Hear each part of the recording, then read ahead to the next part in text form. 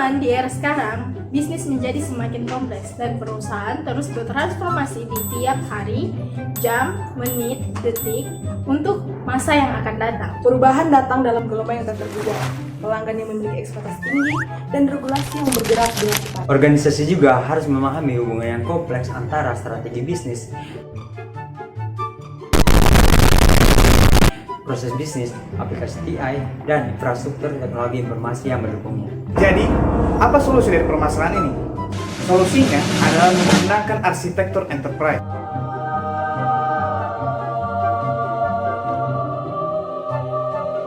Sebagai blueprint strategis untuk mengarahkan evolusi perusahaan. Tidak hanya sekedar membantu sebagai blueprint strategi, ini juga dapat menjembatani kesenjangan antara bisnis dan IT untuk mencapai efisiensi dan pengurangan biaya. The next day. Assalamualaikum warahmatullahi wabarakatuh. Kami dari kelompok 1. Perkenalkan, nama saya Nagib Nadir. Saya Wali Firmansyah. Saya Firza Humaira Audrey. Saya Alia Inaya. Dan saya Nur Haliza.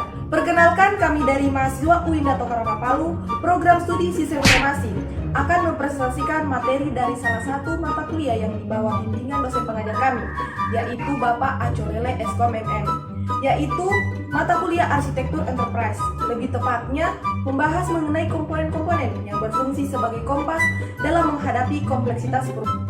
张牙舞爪健身操，祝您健康步步高，乐乐。 Tanpa basa-basi lagi, mari kita bahas. Check it out. A few moments later. EA atau Enterprise Architecture itu seperti kerangka kerja konseptual yang menggambarkan bagaimana caranya suatu bisnis dibangun. Ia mengidentifikasi komponen utama dan menunjukkan hubungan antara bagian-bagian tersebut. Nah, walaupun kita membahas soal bisnis, tapi prinsip-prinsip arsitektur enterprise dapat diterapkan pada entitas apapun. Misalnya seperti pemerintahan, asosiasi lembaga nirlaba, dealer. Maksudku pada entitas lain yang longgar yang dapat menyelesaikan masalah. Fokus utama kita menggunakan arsitektur enterprise ini untuk menyederhanakan hal kompleks dan memahami bagaimana caranya bisnis dan teknologi bekerja sama. Terutama sekarang modern bisnis itu sudah berubah dan teknologi berkembang dengan sangat pesat. Jadi, kita membutuhkan keselarasan yang lebih besar antara keduanya. Di sini kita memodelkan bagaimana proses bisnis yang penting menjalankan fungsinya dengan memanfaatkan kemampuan yang sesuai dan informasi yang tepat dalam konteks organisasi. Juga memodelkan peran dan tanggung jawab, metrik, produk, dan proyek. Dengan memodelkan bisnis seperti ini, salah satu hal krusial yang kami temukan adalah teknologi informasi ini mendukung sebuah bisnis. Semua bisnis menggunakan perangkat lunak, tetapi merancang perangkat lunak yang tepat bukanlah hal yang mudah. Jika persyaratan berubah seiring waktu, perangkat lunak yang dirancang dengan buruk tidak dapat beradaptasi, meninggalkan pengguna merasa frustasi. Jika arsitektur dasarnya lemah, menambahkan fitur baru hanya akan menciptakan sistem yang tambah tulang yang mahal dan memakan waktu. Kami membutuhkan solusi yang terdefinisi dengan jelas, yang membawa kami ke domain kedua.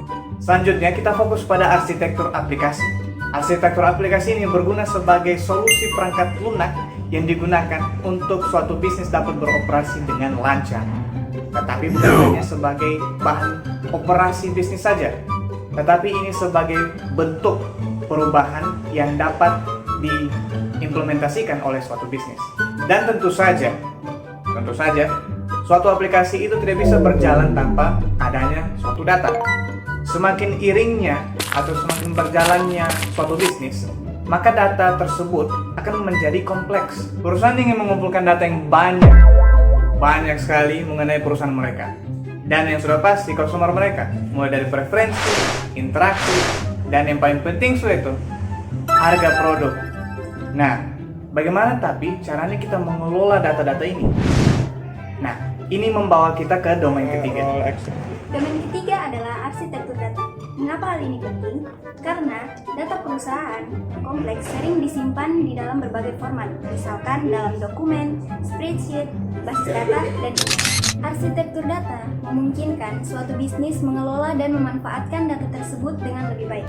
Arsitektur ini memodelkan berbagai aspek, termasuk sumber data, format, kualitas, dan praktik pengelolaan data. Banyak perusahaan saat ini bekerja dengan data berukuran petabyte, yaitu setara dengan 1 juta gigabyte. Namun, semua data dan aplikasi ini membutuhkan tempat untuk dijalankan.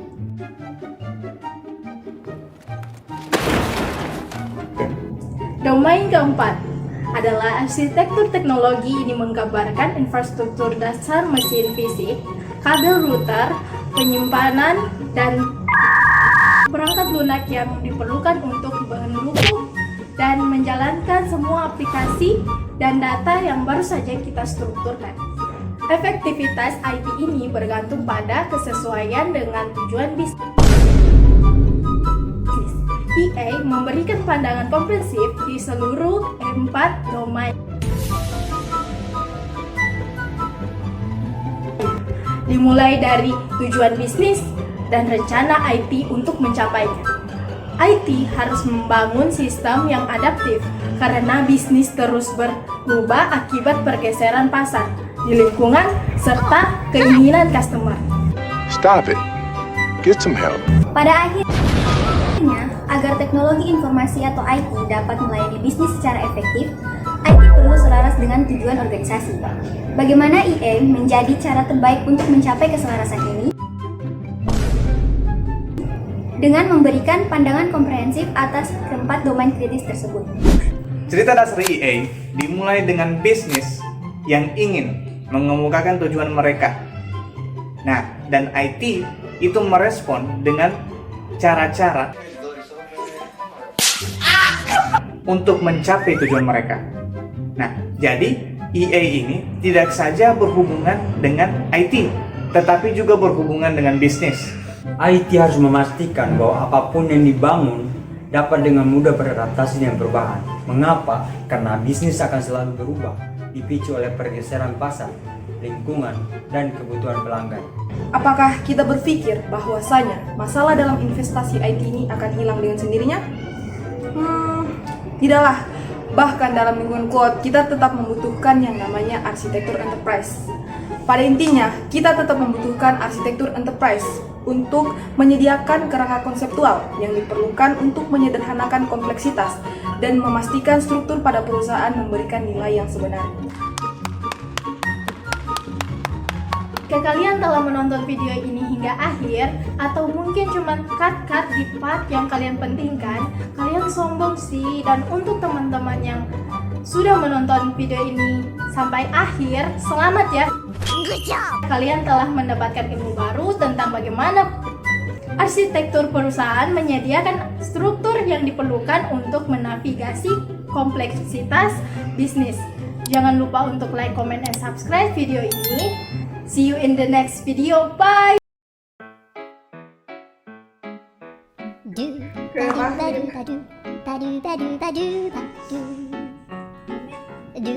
coba tes. Satu, dua, tiga. Salam Simpo. Teman-teman, di era sekarang bisnis menjadi semakin kompleks dan perusahaan harus terus bertransformasi setiap hari, menit, detik, jam di masa yang akan datang.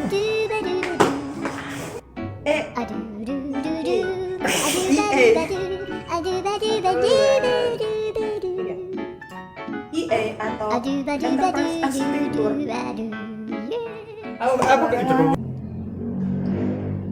Selanjutnya kita fokus pada arsitektur aplikasi. Arsitektur aplikasi ini tidak hanya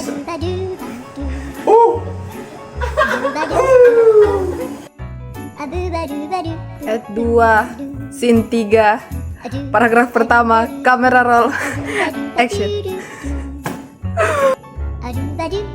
Act 2, scene 4, take 1, kamera, roll, action. Domain ketiga adalah arsitektur data. Mengapa hal ini penting? Karena perusahaan Kasih kuat sih. Oke. Act 2. Belum, tidak ada. Masih take 1, masih take 1. Act 2, scene 2, take 1, kamera, roll, action. Belum.